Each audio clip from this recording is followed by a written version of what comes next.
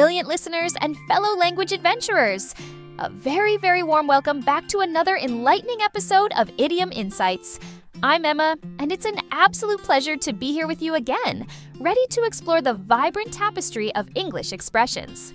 Thanks so much for tuning in. And a hearty hello from me, Jack, your trusty co-host, always ready to delve into definitions and maybe share a dad joke or two along the way. We are truly delighted you've chosen to join us on Idiom Insights today. We think language learning should be engaging, and hopefully we can make it just that for you. Let's dive into some wonderful words. Definitely. And today's selection is particularly good, covering alertness, forgiveness, disruption, and pure happiness. These are idioms you'll encounter frequently, and understanding them adds real fluency and naturalness to your English. Mastering these nuances can make such a difference in everyday communication, bridging the gap between simply understanding words and truly understanding meaning.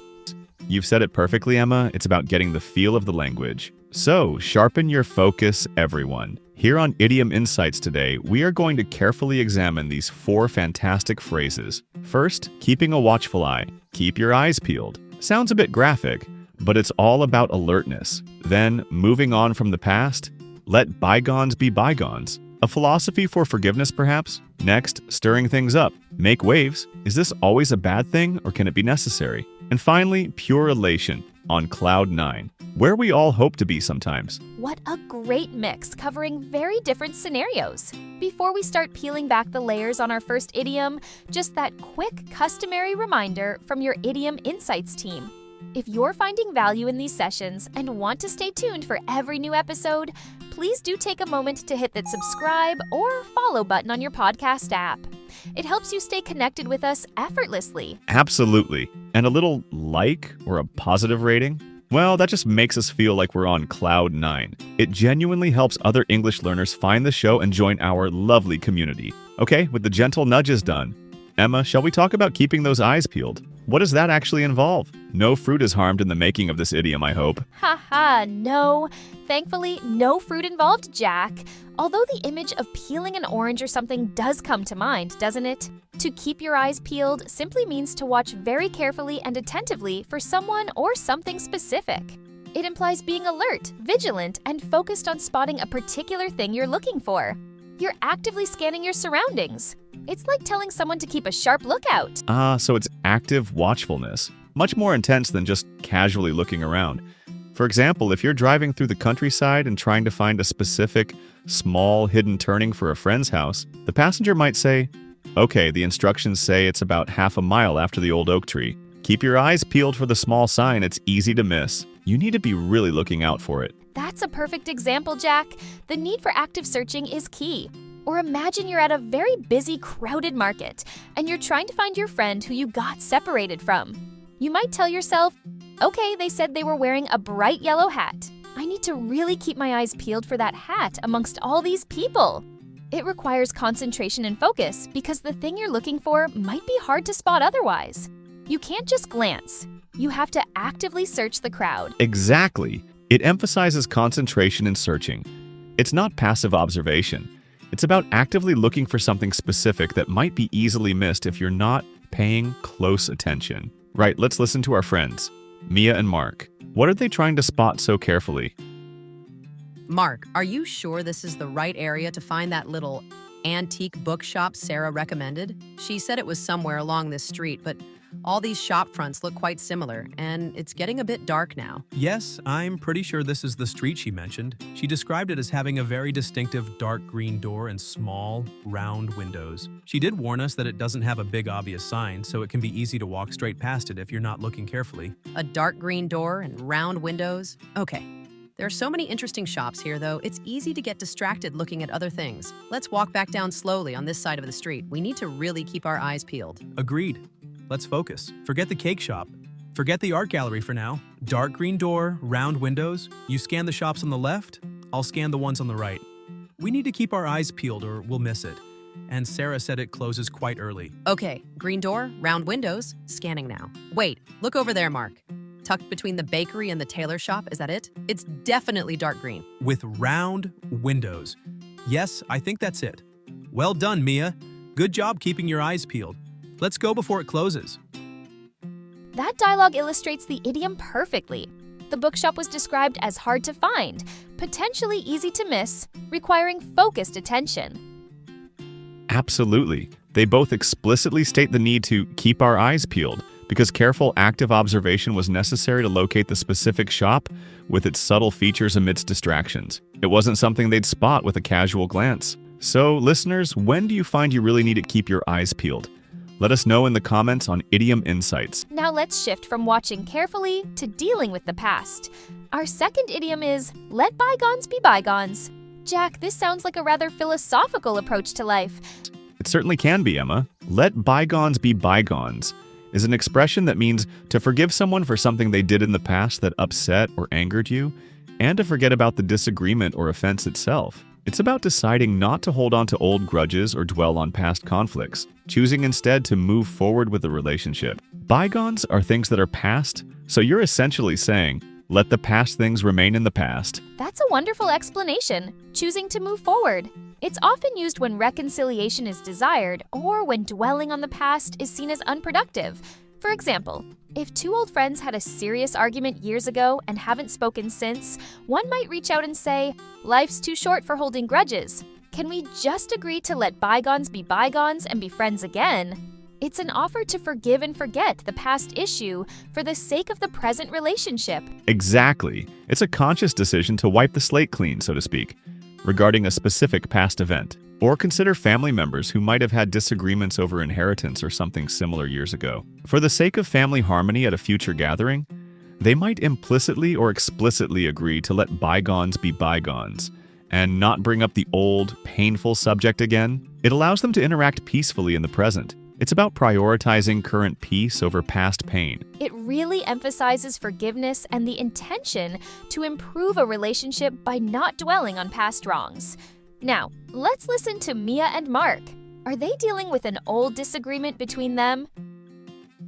Mia, remember that time about 3 years ago when we had that huge argument about booking the wrong dates for our holiday? I accidentally booked us non-refundable flights for the week after we were supposed to go. Oh, Mark, how could I forget? I was so incredibly angry and upset.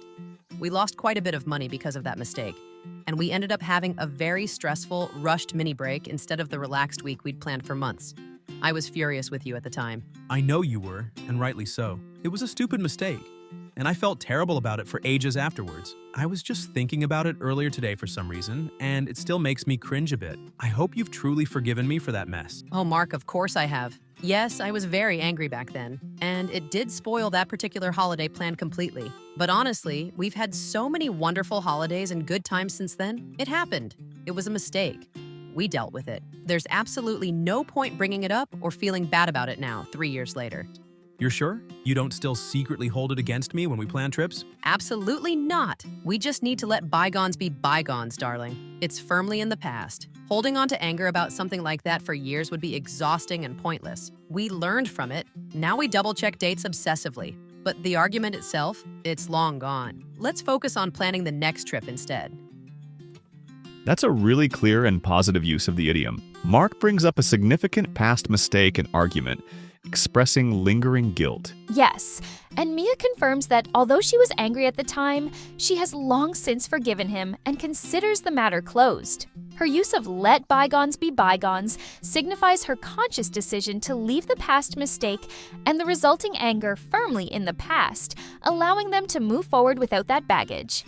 It shows the mature application of the phrase. So listeners, do you think it's always easy to let bygones be bygones? What makes it difficult? Now, from leaving the past behind to potentially stirring up the present. Our third idiom is make waves. Emma, this sounds like creating a disturbance. Similar to rock the boat, which we discussed before, but perhaps with a different nuance? That's a great point, Jack. It is similar to rock the boat, but make waves often implies causing a more noticeable disturbance or controversy, attracting attention, often negative, through your actions or words. While rocking the boat might be about subtly upsetting a stable situation, making waves suggests actions that are more overt, perhaps more challenging to authority or tradition, and likely to cause a bigger stir or discussion. It's about creating ripples that spread outwards. So perhaps more noticeable and potentially controversial. For example, a politician who publicly challenges their own party's official policy on a major issue would definitely be making waves. Their actions would attract significant attention and likely cause controversy both within and outside the party. It's a deliberate disruption of the norm. Exactly. It's often about challenging norms or authority in a way that gets noticed. Or consider an artist whose new exhibition contains deliberately provocative or shocking work that challenges social conventions. That artist is intentionally making waves, aiming to generate discussion and perhaps controversy, rather than just quietly fitting in. It's about impact and attracting attention, which isn't always negative, but often involves upsetting the status quo. That really clarifies the nuance. It's about creating a noticeable impact, potentially controversial. Let's listen to Mia and Mark. Are they discussing someone who is causing a stir or perhaps contemplating doing so themselves? Mark, did you read that article in the local newspaper about the town council's plans to approve the building of that huge new supermarket complex right on the edge of Miller's Woods? Yes, I did see the headline. It seems they're pushing it through quite quickly, aren't they? The article mentioned the potential for increased traffic, the impact on local shops, and the loss of some of the woodland area, but it sounded like the council sees it mostly as progress and job creation. Progress? It feels like environmental destruction and a threat to our local high street. Miller's Woods is a precious local nature spot. And another giant supermarket? Do we really need one? I feel really strongly that someone needs to challenge this properly. I understand why you feel strongly, Mia, but challenging the council on a major development like this, that would involve organizing protests, writing letters, attending heated meetings, probably getting your name in the paper. You'd certainly be making waves. It could take up a huge amount of time and energy, and you might face quite a bit of opposition from those who support the development. I know it would mean making waves. I know it wouldn't be easy, and some people might see me as just a troublemaker trying to block progress. But don't you think sometimes it's necessary to make waves when something important, like our local environment, is at stake? Just letting it happen quietly feels wrong. It's a tough call. Making waves can be exhausting and sometimes feels like fighting a losing battle. But you're right, sometimes it's the only way to get important issues noticed and debated properly. If you do decide to go ahead, I'll support you, but be prepared for the ripples. That dialogue really explores the implications of the idiom. Mia feels strongly about an issue and recognizes that opposing the council's plan would mean deliberately causing a disturbance and attracting attention. Exactly. Mark points out the potential difficulties and opposition involved in making waves, framing it as a significant, potentially draining undertaking. Mia acknowledges this but argues for the necessity of making waves in certain situations to challenge decisions she sees as wrong. It shows the idiom represents a conscious choice to disrupt the status quo. What do our listeners think? When is it justified to make waves? And finally, let's ascend to a state of pure bliss. Our fourth idiom today is on cloud 9. Jack, this sounds like a wonderfully happy place to be. It absolutely is, Emma. If someone is on cloud 9, they are extremely happy, delighted, or euphoric. It describes a state of intense joy and elation, often after receiving very good news or achieving something significant. It's like floating on air with happiness. The origin is uncertain, maybe linked to weather classifications or just the idea of being high up with joy, but the meaning is pure, blissful happiness. Floating on air with happiness? I like that. So, for example, if your sister finally gets accepted into her dream university after years of hard work, you could say she's been on cloud 9 ever since she got the acceptance letter. She's overjoyed and ecstatic. Precisely. Or imagine a sports team wins a major championship unexpectedly after a nail-biting final match. The players and their fans would undoubtedly be on cloud 9, celebrating wildly, completely overcome with euphoria and the thrill of victory. It signifies peak happiness. It definitely suggests a very high level of joy. Let's listen to Mia and Mark for our final dialogue. Who is experiencing this wonderful feeling of elation, and why? Mark, you look absolutely radiant this evening. You came home from work looking like you just won the lottery. What's happened? You've been humming happily to yourself ever since you walked in the door. Radiant? Am I that obvious? Well, Mia, I have some absolutely fantastic news. You know how I applied for that promotion to senior manager a few months ago? The one I really wanted but thought I probably wouldn't get because the competition was so tough? Yes, of course, the senior manager role. You worked so hard on that application and the interview process. Don't keep me in suspense. What happened? I got it. My boss called me into her office, just before I left today and officially offered me the promotion. She said the board was incredibly impressed with my performance over the last year and my vision for the team. I start next month. Oh, Mark, that is absolutely wonderful news. Senior manager, I am so incredibly proud of you. No wonder you look so happy. Happy? Mia, happy doesn't even begin to cover it. I feel like I'm walking on air. I've wanted this role for so long, worked towards it for years. To finally achieve it, honestly, I am absolutely on cloud 9. I don't think anything could spoil my mood today. Oh, I can imagine.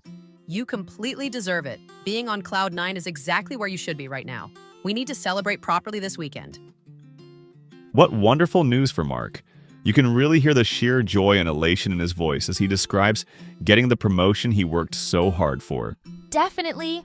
His statement, "I am absolutely on cloud 9, perfectly captures that feeling of extreme happiness and euphoria resulting from achieving a significant personal goal.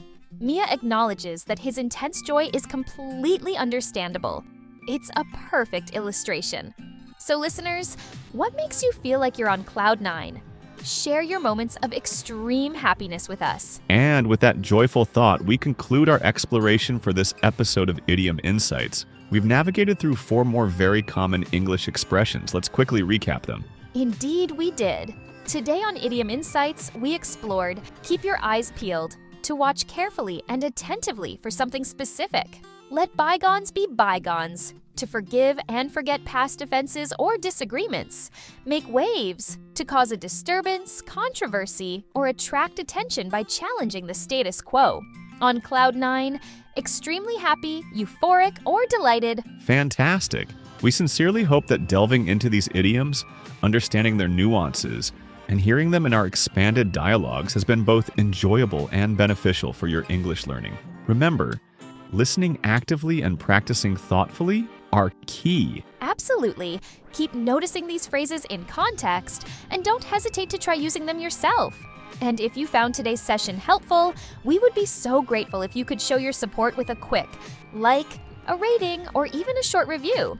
It helps us keep creating this content for you. And crucially, make sure you are subscribed or following Idiom Insights so that you stay updated with all our new episodes. We love having you learn along with us and truly appreciate you being part of our global community. We really do. So until next time, keep listening, keep learning, stay curious, and embrace the wonderful journey of mastering English idioms. Goodbye for now. Bye, everyone.